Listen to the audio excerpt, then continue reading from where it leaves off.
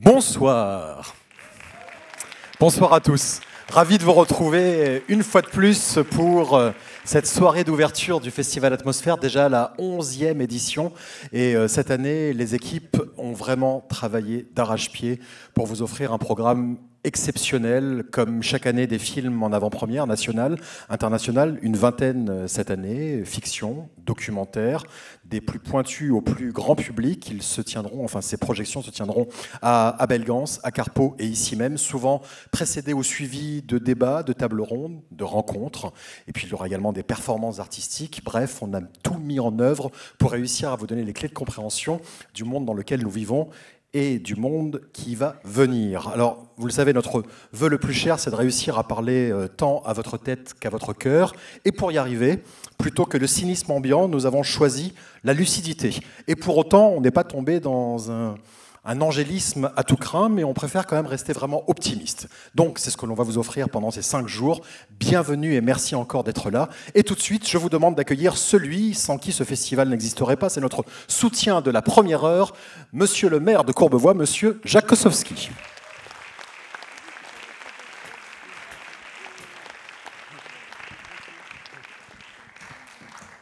Monsieur le maire, bonsoir. Merci beaucoup, Sébastien. Monsieur le président d'honneur, cher Sébastien Follin. Merci.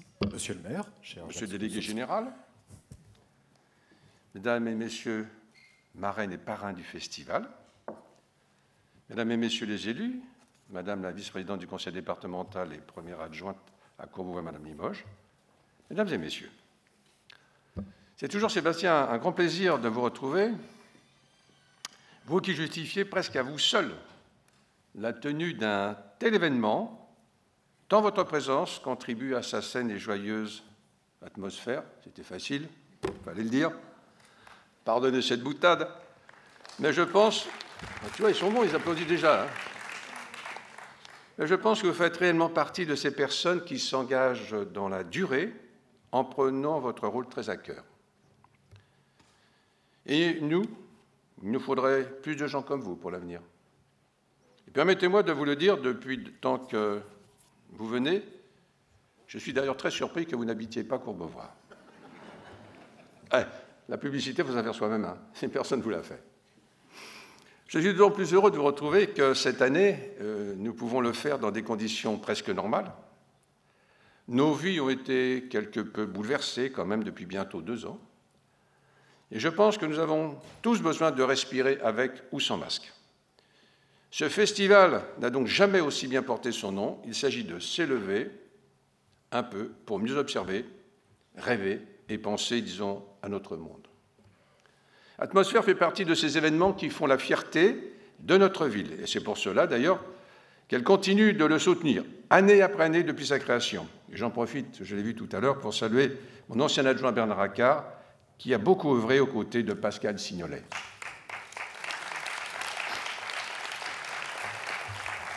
Mais la municipalité n'est pas seulement un lieu d'accueil ou un partenaire privilégié. Elle est un acteur de cet événement, parce qu'elle participe à son organisation, bien sûr, mais aussi parce qu'elle s'engage au quotidien sur les problématiques liées à l'environnement.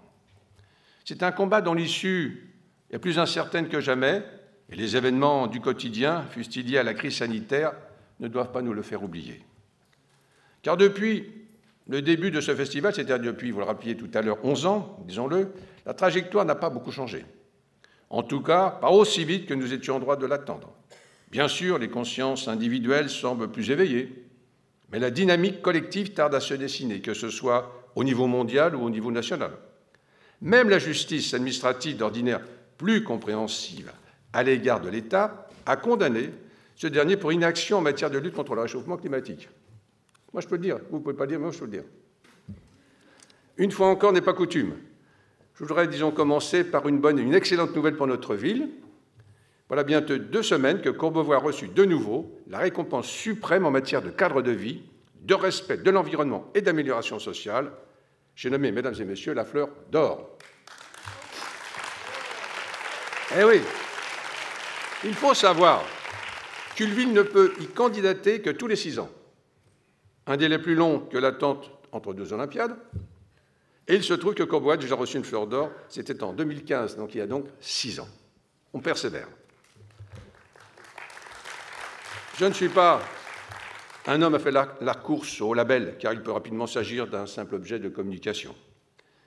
Mais les villes et villages fleuris ont une grande grille d'analyse tellement fine, tellement exigeante, que j'ai au contraire demandé aux équipes, depuis près de 20 ans maintenant, de travailler à respecter l'ensemble de ces presque 100 critères.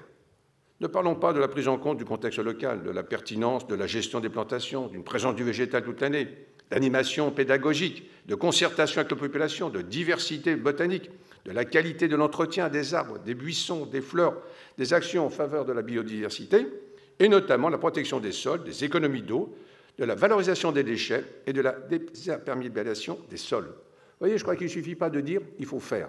C'est toujours ce que je vous ai dit ici. Moi, je suis toujours pour l'environnement, mais je montre ce qu'on est capable de faire avec mon équipe. Autrement dit, c'est une vision à 360 degrés de l'environnement qui est évaluée par le comité. Et un tel résultat s'obtient avec une volonté politique, des investissements avisés et surtout un travail de prospective et d'entretien au quotidien. Mesdames et messieurs, en l'honneur de nos jardiniers municipaux, ça serait plus facile, ça serait plus français, qui réalisent... non, je sais rectifier aussi quand ça ne va pas. Qui réalisent à la fois un travail de fourmi et de titan. Demandez des applaudissements pour eux, ça leur fera plaisir.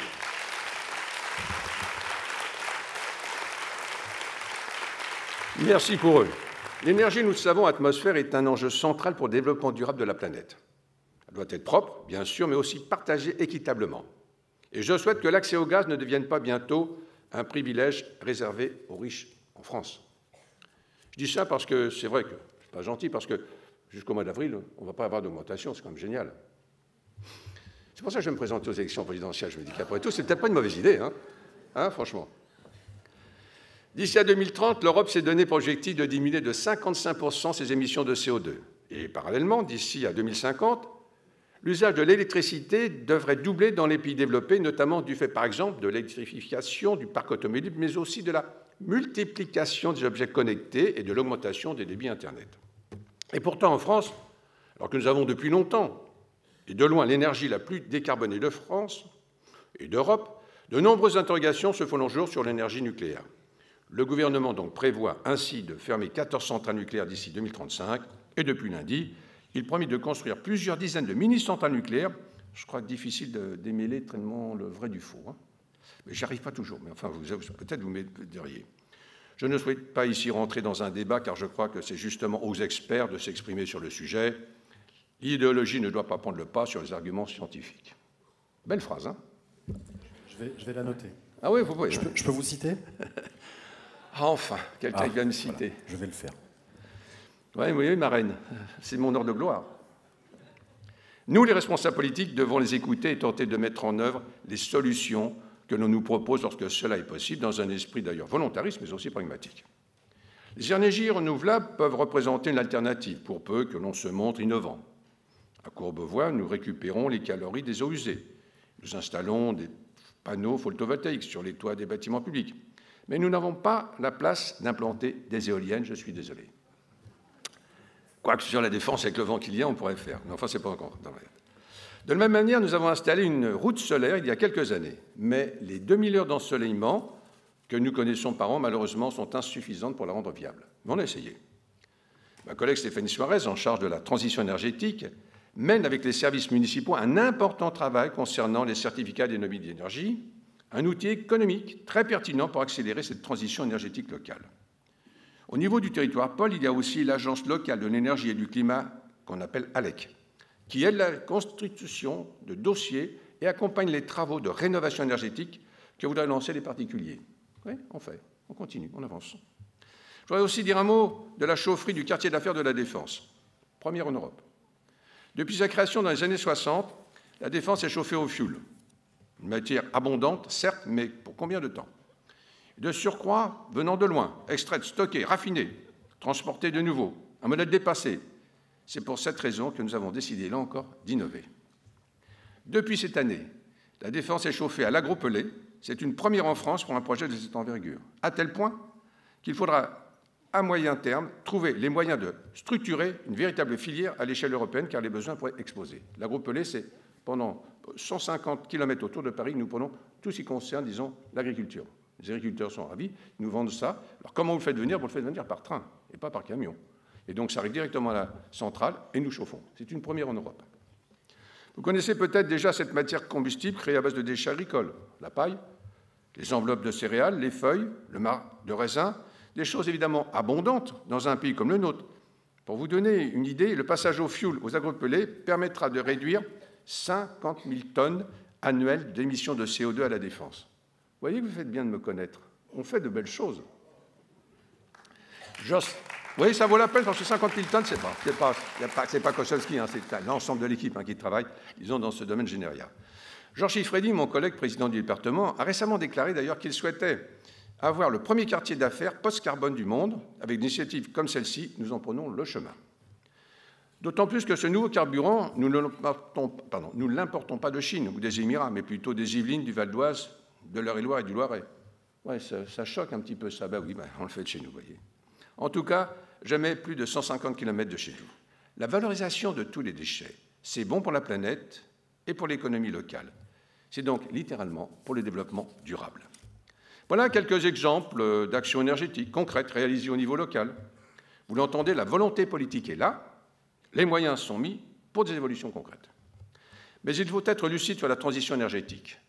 Nous devons essayer toutes les solutions et aussi reconnaître, comme je l'ai dit, leurs limites lorsque nous les voyons. Aussi, cher Pascal Signolet, je serais heureux que, pour la 12e édition, vous puissiez organiser un débat scientifique sur ce sujet de l'énergie et notamment l'énergie nucléaire. Car il me semble que c'est un enjeu très fort de souveraineté autant que de protection de l'environnement.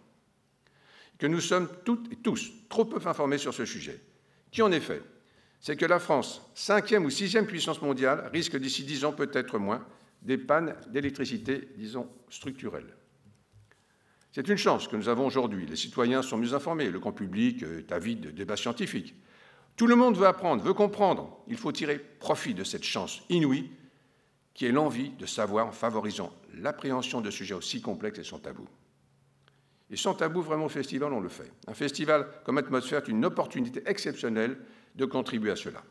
C'est la responsabilité de chaque citoyen de s'interroger pour mettre un terme à 30 ans d'impuissance des gouvernants et de démagogie des prétendants sur un sujet croisé qui sont l'énergie et l'environnement. Pour tenter et pour terminer, je tiens à m'adresser ici aux plus jeunes d'entre vous. Vous êtes nés dans un monde où le consommateur est un acteur politique parfois plus puissant que le citoyen. En achetant français, en achetant bio, en refusant les emballages, vous contraignez les entreprises à modifier leur comportement. Cela tend d'ailleurs à fonctionner comme le montre le succès de notre action contre le gâchis alimentaire. Et je vais ici remercier mon adjoint Arash Derambache qui met en œuvre ce projet avec toute l'énergie que nous lui connaissons et qu'il met aussi au service du Festival Atmosphère.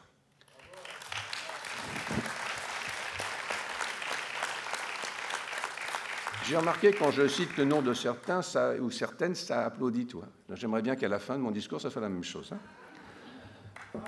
Ah ben voilà, il suffit de le demander. On a senti le poids d'une menace quand même. Ça n'a pas été fait super spontanément. Enfin, moi je dis ça. Attends, j'arrête parce que signaler non, mais bon, souvenez-vous que la politique et la citoyenneté restent des repères essentiels pour ceux qui ne peuvent pas consommer, qui doivent se remettre même temporairement à la solidarité de la société. N'oubliez pas que vous avez un rôle à jouer dans nos institutions. Profitez de l'espace et de la parole qui vous sont donnés. Nous avons besoin de vous. L'avenir a besoin de vous. Je compte sur vous, je vous fais confiance. Et Sébastien, merci de m'avoir laissé la parole aussi longtemps. Merci. Merci, Monsieur Kosowski. Merci beaucoup. Monsieur Jacques Kosowski, maire de Courbevoie. Vous avez soulevé un point intéressant par rapport à la philosophie du festival. Voilà, ce que l'on aime faire, c'est donner les clés de compréhension. Évidemment, des tables rondes, des débats sur le nucléaire, on en a déjà eu dans ce festival. Il y a déjà eu des films programmés sur le sujet. Et ça pose la question de notre rapport au temps. En effet, le nucléaire peut être considéré comme nul en émissions de carbone, et encore. Mais en revanche, un fait scientifique réel, et ce n'est pas de l'idéologie, les déchets atomiques, nucléaires, mettent 100 000 ans à se dégrader. Donc voilà, la quadrature du cercle est là et l'équation est posée. Je vais accueillir tout de suite celui dont on a beaucoup parlé, c'est un peu Kaiser Soze, on entend son nom depuis tout à l'heure, mais on ne sait pas à quoi il ressemble. Aussi Pascal Signolet.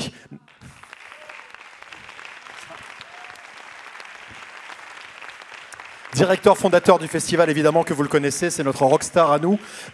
Pascal, qui a fondé ce festival il y a maintenant 11 ans, enfin 10 ans, puisque c'est la 11e édition. On a triché l'année dernière, on vous avait dit que c'était les 10 ans, mais en fin de compte, c'était la 10e édition. Mais vous le dites à personne. Ça reste entre nous. Et donc Pascal a créé ce festival avec beaucoup de sincérité et d'engagement. Et il va nous parler aujourd'hui de la philosophie de cette année. D'abord, bonsoir, merci de votre présence. C'est un grand honneur et un privilège de pouvoir m'exprimer devant vous. Voilà, je prie de me pardonner, j'ai des fiches. Je voulais remercier aussi Sébastien, qui est à nos côtés depuis le début et qui est vraiment un compagnon formidable depuis une dizaine d'années. Voilà, merci beaucoup. Je voulais dire aussi que ce festival est né tout simplement de l'idée qu'il ne fallait pas attendre les catastrophes. Il a germé, en tout cas dans mon esprit, après les marées noires du Prestige et de l'Erika. Et le responsable de l'énergie et des transports de la Commission européenne m'avait dit, vous savez Pascal, j'ai un peu honte de vous le dire, mais je suis presque content quand il y a une catastrophe parce qu'on a un créneau de 3 semaines, un créneau émotionnel dans lequel on peut faire passer des règlements. Voilà. Je me suis dit, mais faisons un festival pour essayer de sensibiliser sans attendre les catastrophes. Voilà la raison d'être, en tout cas, du festival. Donc, un festival, c'est avant tout une fête. Celui-ci, c'est une fête du développement durable, une fête de la science et aussi une fête du cinéma. Voilà. Le festival a été créé en 2011 aussi pour explorer des solutions face aux enjeux de notre temps. Il est un outil de partage, de connaissances, d'émotions et de solutions pour préserver l'avenir des prochaines générations tout en conservant la part du rêve, qui est le moteur de la réalité. Je remercie particulièrement la ville de Courbevoie, sans laquelle ce festival ne pourrait avoir lieu. Son maire, Jacques Ossowski, ses adjoints Marie-Pierre Limoges, première adjointe, Arash Darambache, pilote du festival, adjoint à la ville verte et durable, Nathalie Lederman, adjointe à l'éducation, Sandrine Pinet, adjointe à la culture, et Stéphanie Soares, conseillère municipale à la transition énergétique, ainsi que tous les services de la ville de Courbevoie pour leur implication précieuse.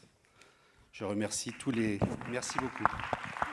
Ils ont fait un travail formidable avec nos équipes, mais vraiment, c'est génial. Je remercie tous nos partenaires, privés et institutionnels, nos partenaires programmation et amis, qui n'ont cessé de nous soutenir toutes ces années. Je remercie aussi tous nos invités artistes, scientifiques, experts, le sculpteur Michel Bassompierre, le photographe Reza, dont vous pourrez visiter l'exposition, qui nous fait l'honneur d'être le parrain cette année. Bien sûr, la marraine Heidi Sevestre, formidable marraine, glaciologue. Voilà. Pierre Dugofson aussi, photographe, dont vous verrez les œuvres ici, et l'agence Bios Photo. Toutes les équipes du Festival Atmosphère, l'association Atmosphère 21, la SPL, qui nous aide ici avec tous ses techniciens, et les nombreux bénévoles, ça c'est très important, ainsi que notre président d'honneur, bien sûr, Sébastien Follin. Voilà.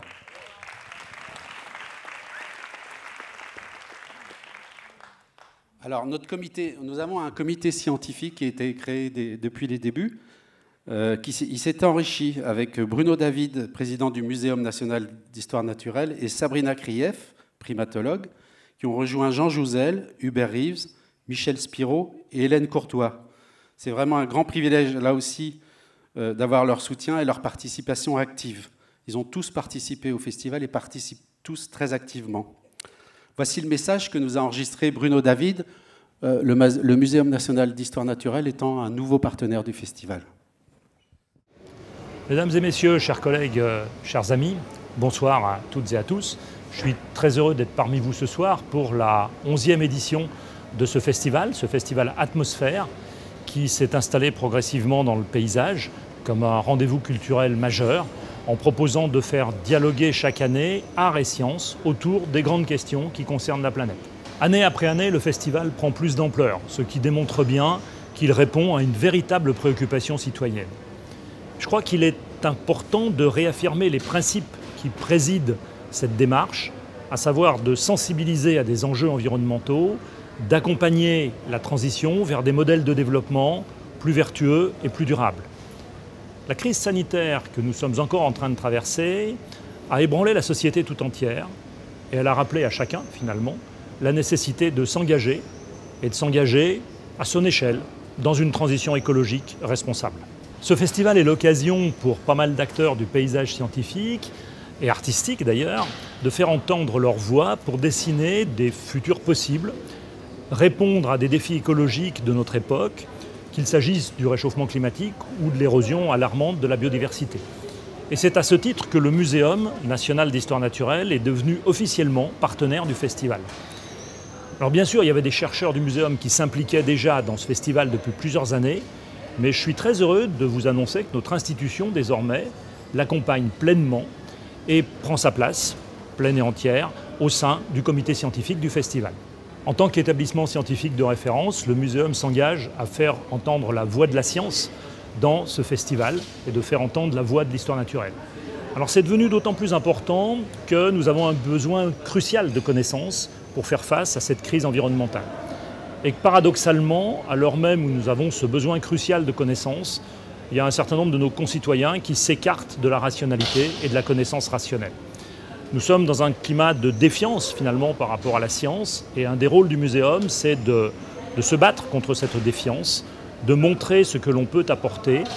Et le Festival Atmosphère est une opportunité formidable pour le faire, parce que ça permet, à travers ce dialogue entre l'art et la science, de faire bouger les consciences et de montrer en quoi l'histoire naturelle peut nous aider à comprendre le monde et à améliorer le monde qui nous entoure.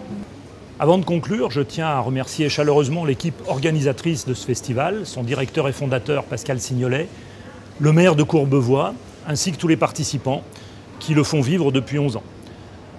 Le Muséum partage avec ce festival la même ambition, qui est celle de promouvoir le dialogue entre science et société pour répondre aux défis environnementaux d'aujourd'hui, des défis auxquels nous faisons face, et essayer de redonner le goût de la science aux citoyens. En effet, quel meilleur moyen de développer chez les jeunes l'amour et le respect d'une nature fragile, mais aussi de susciter de nouvelles vocations scientifiques. Donc soyons vigilants à garantir la transmission scientifique de connaissances et des savoir-faire aux nouvelles générations. Il en va, même si c'est un petit peu emphatique de le dire ainsi, de la bonne santé de notre démocratie. Je vous souhaite à toutes et à tous un très bon festival et je vous remercie chaleureusement pour votre attention.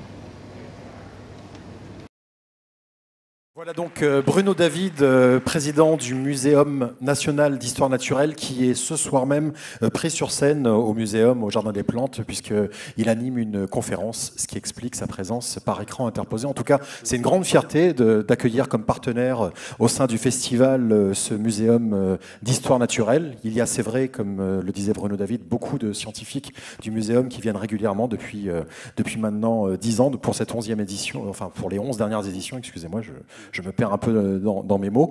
Et c'est vrai que pour nous, c'est important qu'ils puissent rejoindre le comité scientifique. Alors, on parlait d'histoire naturelle et c'est justement le thème de cette année, Pascal. Oui, voilà. D'abord, c'est un thème qui nous est venu après de nombreuses discussions avec nos scientifiques, et en particulier Hélène Courtois.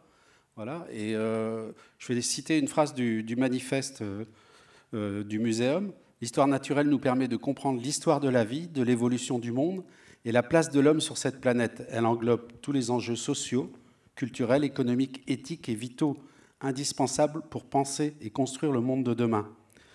Et donc, il nous paraissait important, au vu finalement de cette histoire naturelle qui s'invite dans notre quotidien, voilà, aussi à travers la pandémie, le climat, de développer ce thème qui va se dérouler, qui va être traité tout au long du festival par à la fois des films, des conférences, des ateliers, voilà.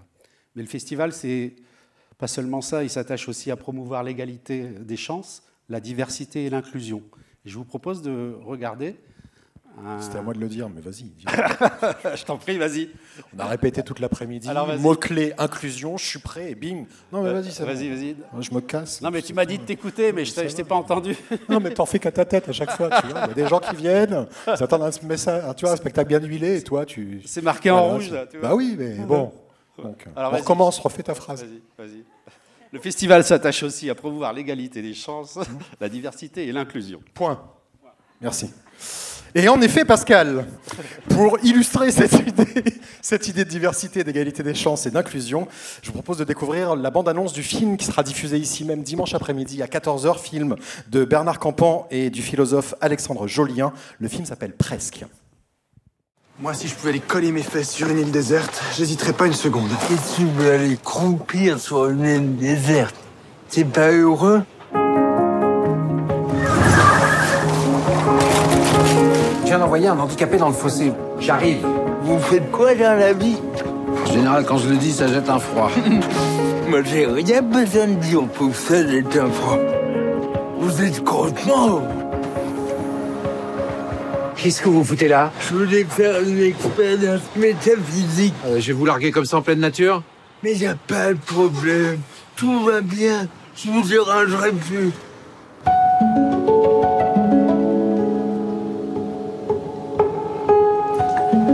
Il lui faudra autre chose? Ah, je sais pas.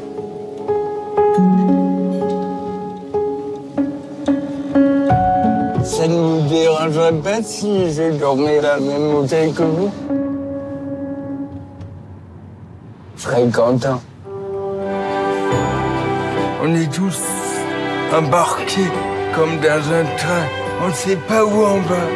On ignore tout de la destination, mais on est à bord.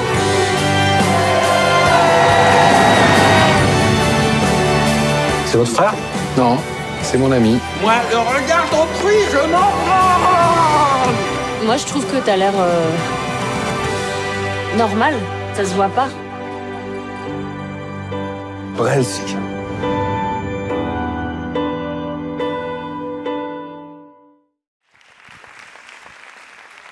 Ce film entamera une très belle après-midi de dimanche, donc 14h ici, on aura une après-midi grand public, évidemment familial, avec en premier ce film à 14h, Bernard Campan et Alexandre Jolien.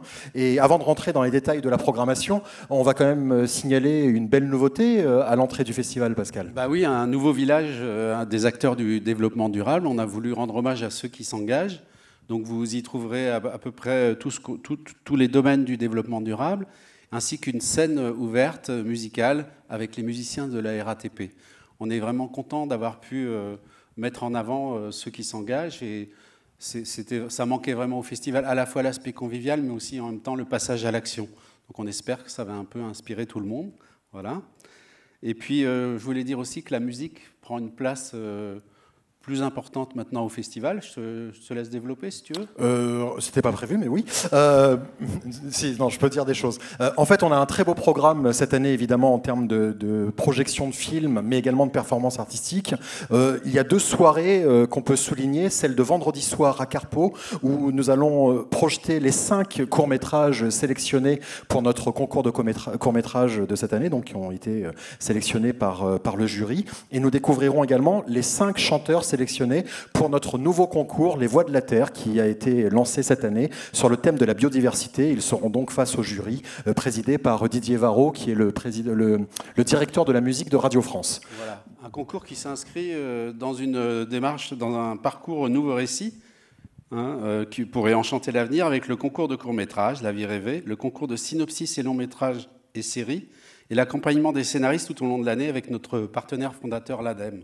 On essaye de donner des informations, les dernières pistes de la recherche pour nourrir leur imaginaire, afin qu'ils écrivent des films qui nous invitent à changer de modèle, si on peut dire. Voilà. Et je te laisse parler de la soirée du samedi, qui est quand même assez géniale, non? C'est gentil. Hein? Merci. Voilà. Et donc, il y a la soirée de vendredi pour la musique. Samedi aussi, une soirée qui va se tenir ici. Une soirée qui s'appelle Vivant. Et ce sera une ode à la vie de la part de scientifiques et d'artistes, musiciens, militants, aventuriers, photojournalistes. Donc évidemment, Heidi Sevestre et Reza seront présents pour parler de leur rapport justement à la vie à travers leurs expériences au quotidien. Heidi qui passe son temps sur la banquise et Reza qui lui également est un grand explorateur qui sillonne le monde depuis 45 ans. Et à leur côté, il y aura sur scène Hélène Courtois, Pauline Zarot, qu'on parlera de l'univers. Il y aura... Marc-André Solos. Comment ?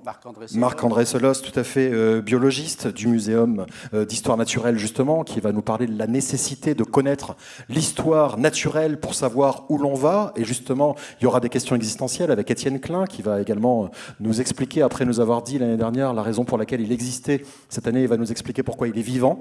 Donc je vous invite à venir écouter sa réponse. Des musiciens, Yael Naïm, Emel Matlouti. Emel Matlouti, qui était l'une des artistes qui était sur les barricades pendant le printemps arabe en 2011 en Tunisie, qui est une jeune femme absolument incroyable d'engagement qui sera là pour chanter. Elle sera accompagnée de David Donatien, de Rag Bones et de Judith Darmon qui nous fera une création sur le grand écran. Frédéric Sigrist sera avec nous. Bref, un programme extraordinaire où art et science vont se mêler. C'est exactement ce que l'on aime faire dans ce festival. Et en parlant d'art et de science, je voulais également mettre l'accent sur la soirée de vendredi. Alors, parallèlement à la soirée Nouveau Récit, il y aura ici dans la salle bleue Marie-Odile Monchicourt qui fait partie des chevilles ouvrières du festival depuis le début et qui va mettre sur scène, qui va raconter la grande histoire de la science, la grande aventure scientifique. Comment les grandes découvertes scientifiques ont changé notre vision du monde. Une forme de nouveau récit aussi.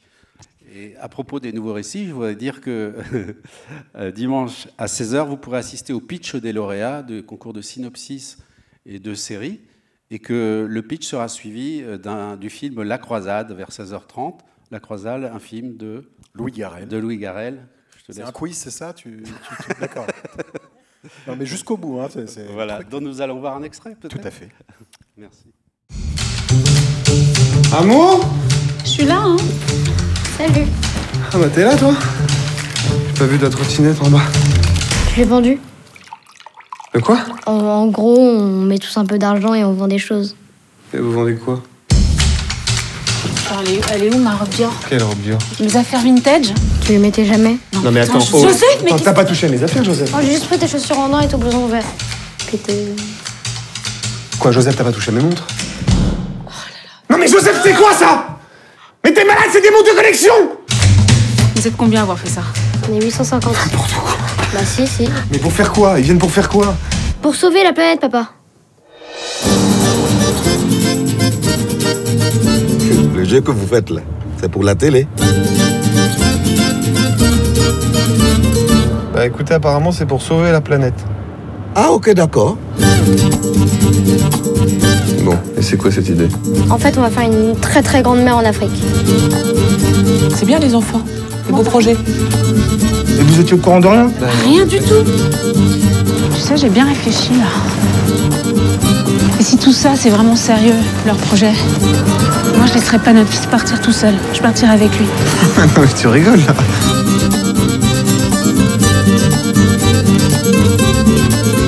Je me demande si t'es pas jaloux. Bah de qui ? De notre fils, de son courage. Je te remercie. De rien.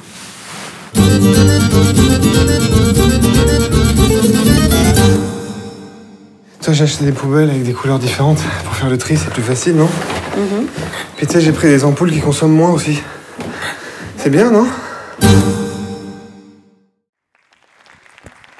Voilà donc La Croisade, film de Louis Garrel avec Louis Garrel et Laetitia Casta, coécrit avec Jean-Claude Carrière, qui sera donc projeté ici dimanche. On récapitule dimanche, après-midi familial, 14h presque, suivi du pitch, des pitchs des scénarios, puis une demi-heure après La Croisade, et puis ensuite cérémonie de clôture avec tous les coups de cœur. On connaîtra le gagnant des courts-métrages, de la chanson, et puis après les coups de cœur du public, les films que l'on aura retenus cette année, et puis on finira par l'avant-première nationale également de Eiffel, le biopic, ou du moins la biographie filmée, pour parler français, de Gustave Eiffel avec Romain Duris. Voilà, un grand film qui nous permet aussi de revenir dans un contexte qui est celui du départ de la courbe du réchauffement climatique et des émissions du GIEC. Voilà, c'est pour cette raison aussi qu'on l'a programmé, parce qu'il faut mettre l'écologie en perspective. Voilà. C'est à cette époque-là qu'en effet, voilà, au moment de la révolution industrielle, que la courbe a commencé à grimper. Merci beaucoup, Pascal. Merci et bonne fête et bonne atmosphère. Au revoir.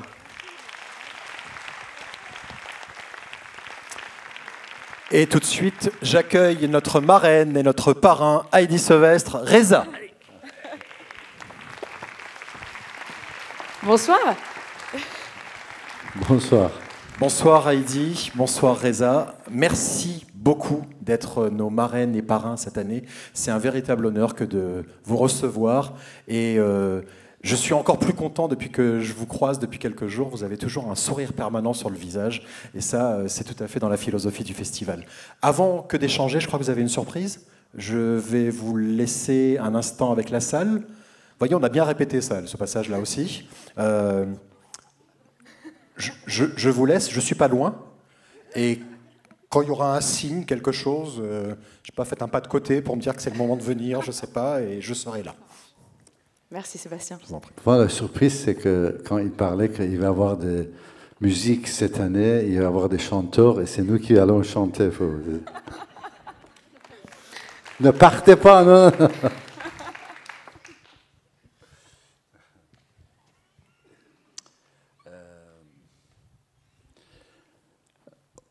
Nous avions parlé de comment on peut traduire par l'art et tout ce qui est l'atmosphère. L'essence même de ce festival, c'est quoi? C'était une question qu'on m'avait posée.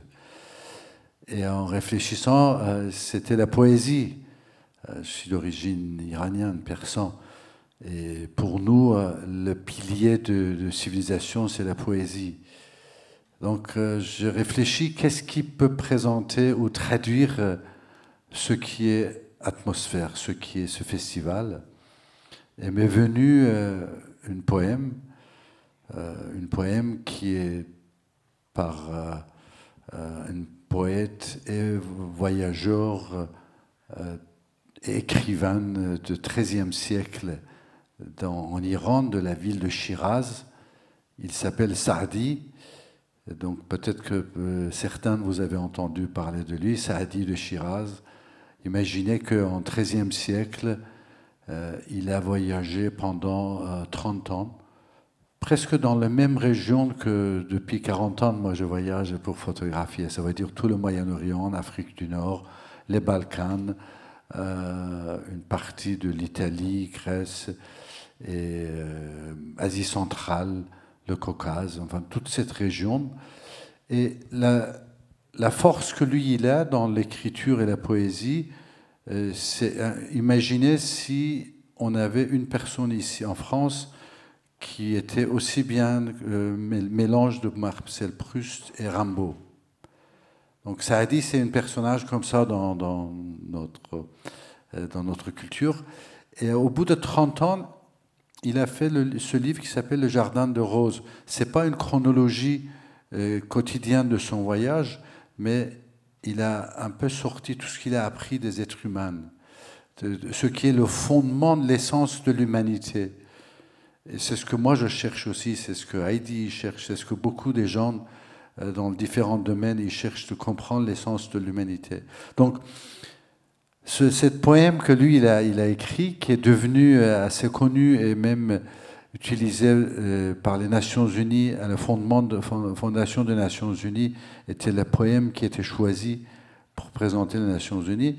Je veux vous lire en persan, comme ça vous allez tous comprendre.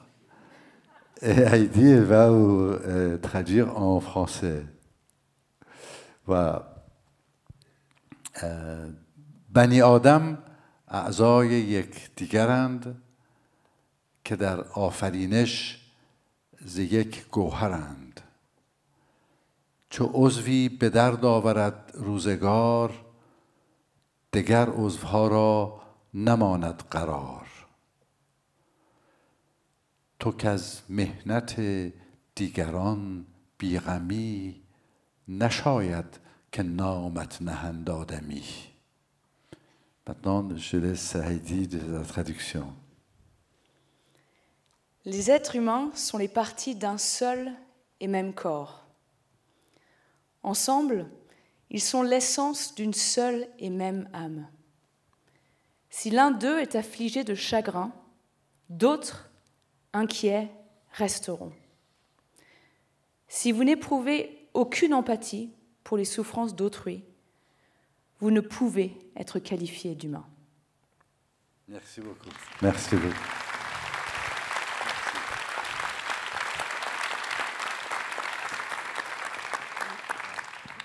Merci à tous les deux. Et un poème qui symbolise bien, en effet, ce qu'est ce festival. La même question rituelle que je pose chaque année aux parrains et à la marraine. Pourquoi avoir accepté d'endosser ce rôle et de nous accompagner, Heidi ? J'ai eu un coup de foudre. J'ai eu un coup de foudre comme beaucoup d'entre vous, j'en suis sûre. Pour moi, c'était l'année dernière. J'ai eu la chance de participer à la première anti-conférence avec Hélène, Pauline et une équipe assez incroyable. Et j'en suis parvenue. Tu sais, moi, je suis scientifique, j'essaie de communiquer la science, de transmettre ma passion au plus grand nombre. Et j'ai découvert le festival Atmosphère et je ne suis pas prête de partir. Et tu reviens cette année, bien sûr, avec Pauline Zarouk et Hélène Courtois pour une nouvelle anti-conférence. Ce sera samedi. Et il y a aussi un parcours dans la ville.